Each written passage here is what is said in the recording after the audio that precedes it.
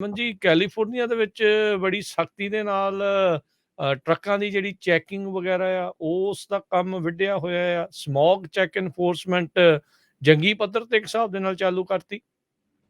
ਜੀ ਆਪਾਂ ਇਹਦੇ ਬਾਰੇ ਚ ਪਿਛਲੇ ਪ੍ਰੋਗਰਾਮ ਦੇ ਵਿੱਚ ਡਿਸਕਸ ਕੀਤਾ ਸੀਗਾ ਕਿ ਆਉਣ ਵਾਲੇ ਸਮੇਂ ਦੇ ਵਿੱਚ ਜਿਹੜਾ ਆਪਣਾ ਜਨਵਰੀ 2023 ਤੋਂ ਸ਼ੁਰੂ ਹੋਣਾ ਹੈਗਾ। ਸੋ ਉਹਦਾ ਇੱਕ ਜਿਹੜਾ ਕਹਿ ਲਓ ਕਿ ਉਹਦੀ ਇੱਕ ਸੀਗਾ ਇਵੈਂਟ ਕੀਤਾ ਜਿਹਦੇ ਵਿੱਚ ਕਿ ਉਹਨਾਂ ਨੇ ਸਮੋਕ ਚੈੱਕ ਦੀ ਜਿਹੜੀ ਪ੍ਰਕਿਰਿਆ ਆ ਜਾਂ ਜਿਹੜਾ ਤਰੀਕਾ ਆ ਉਹ ਦਿਖਾਉਣਾ ਚਾਹਿਆ ਕਿ ਜਿਹੜਾ ਰੋਡ ਸਾਈਡ ਤੇ ਸਮੋਕ ਚੈੱਕ ਜਿਹੜੇ ਸੈਂਸਰਸ ਲੱਗਣੇ ਹੈਗੇ ਆ ਜਾਂ ਪੋਰਟੇਬਲ ਜਿਹੜੇ ਸਿਸਟਮ ਲਾਉਣੇ ਹੈਗੇ ਆ, ਉਹ ਉਹਨਾਂ ਦਾ ਜਿਹੜਾ ਇੱਕ ਹਿਸਾਬ ਦੀ ਜਿਹੜੀ ਆ ਉਹ ਇਹ ਇਵੈਂਟ ਸੀ ਉਹਨਾਂ ਦੇ ਬਾਰੇ 'ਚ ਕਿ ਉਹਨੂੰ ਦਿਖਾਉਣ ਦੇ ਲਈ ਕਿ ਕੀ ਹੈਗਾ ਇਹ ਨਵਾਂ ਸਮੋਕ ਚੈੱਕ ਰਿਕੁਆਇਰਮੈਂਟ ਤੇ ਕਿੱਦਾਂ ਕੀਤਾ ਜਾਣਾ ਆ। ਸੋ ਉਹਦੇ ਲਈ ਇਹ ਪ੍ਰੋਗਰਾਮ ਸੀਗਾ, ਇਹਨਾਂ ਨੇ ਆਪਣਾ ਪੋਰਟ ਆਫ ਲਾਸ ਐਂਜਲਸ ਤੇ ਲੌਂਗ ਬੀਚ ਤੇ ਕੀਤਾ ਸੀ। ਇਹਦੇ ਵਿੱਚ ਤਕਰੀਬਨ 1200 ਟਰੱਕ ਜਿਹੜੇ ਆ ਉਹ ਸਕਰੀਨ ਕੀਤੇ ਗਏ ਆ। ਸੋ 1200 ਟਰੱਕ ਜਿਹੜੇ ਆ ਉਹ ਉੱਥੇ ਲੰਘਦੇ ਉਹਨਾਂ ਨੇ ਸਕਰੀਨ ਕੀਤੇ ਹੈਗੇ। ਉਹਦੇ ਬਾਰੇ ਦੇ ਵਿੱਚ ਜਿਹੜੀਆਂ ਰਿਕੁਆਇਰਮੈਂਟਸ ਆ ਉਹ ਦੱਸੀਆਂ ਹੈਗੀਆਂ, ਜਾਣਕਾਰੀਆਂ ਦਿੱਤੀਆਂ ਹੈਗੀਆਂ ਕਿ ਕਿਸ ਤਰ੍ਹਾਂ ਇਹਨੇ ਕੰਮ ਕਰਨਾ ਹੈਗਾ।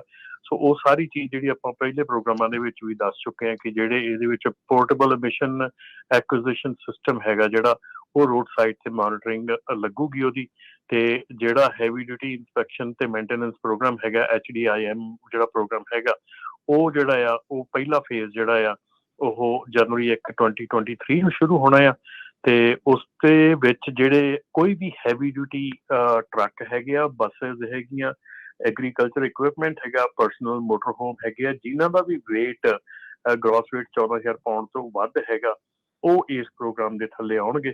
ਤੇ ਉਸ ਤੋਂ ਬਾਅਦ ਜਿਹੜਾ ਇਹਦਾ ਪ੍ਰੋਗਰਾਮ ਦਾ ਸੈਕੰਡ ਫੇਜ਼ ਹੈਗਾ ਉਹ ਸ਼ੁਰੂ ਹੋਣਾ, ਜਿਹਦੇ ਵਿੱਚ ਕਿ ਟਵਾਈਸ ਅ ਈਅਰ ਜਿਹੜਾ ਆ ਉਹ ਤੁਹਾਡੀ ELD ਜਿਹੜਾ ਔਨਬੋਰਡ ਰਿਕਾਰਡਿੰਗ ਡਿਵਾਈਸ ਹੈਗਾ ਉਹਦੇ ਥਰੂ ਤੁਸੀਂ ਜਿਹੜਾ ਆ ਉਹ ਐਕਸੈਸ ਦੇ ਕੇ ਤੇ ਉਹਦੇ ਥਰੂ ਟਵਾਈਸ ਅ ਈਅਰ ਤੁਹਾਡਾ ਜਿਹੜਾ ਸਮੋਗ ਚੈੱਕ ਆ ਉਹ ਹੋਇਆ ਕਰੇਗਾ। ਜਿਨ੍ਹਾਂ ਦਾ ਸਮੋਗ ਜਿਨ੍ਹਾਂ ਦੇ OBDR ਜਾਂ ਆਪਣਾ ELD ਡਿਵਾਈਸ ਨਹੀਂ ਲੱਗਾ ਹੈਗਾ ਉਹਨਾਂ ਨੂੰ ਸਪੈਸੀਫਿਕ ਪਲੇਸਿਸ ਜਿਹੜੀਆਂ ਕਿ ਸਰਟੀਫਾਈਡ ਹੋਣਗੀਆਂ ਕਾਰਬ ਵੱਲੋਂ, ਉੱਥੇ ਜਾ ਕੇ ਸਰਟੀਫਾਈਡ ਇਕਵਿਪਮੈਂਟ ਦੇ ਨਾਲ ਉੱਥੋਂ ਉਹਨਾਂ ਨੂੰ ਰੀਡਿੰਗ ਲੈ ਕੇ ਤੇ ਕਾਰਬ ਨੂੰ ਜਿਹੜੀ ਆ ਉਹ ਅਪਲੋਡ ਕਰਨੀ ਪਊਗੀ ਸਰਟੀਫਿਕੇਟ, ਤਾਂ ਜਿਹੜਾ ਕਾਰਬ ਤੋਂ ਕੰਪਲਾਇੰਸ ਦਾ ਸਰਟੀਫਿਕੇਟ ਆ ਉਹ ਤਾਂ ਮਿਲੇਗਾ।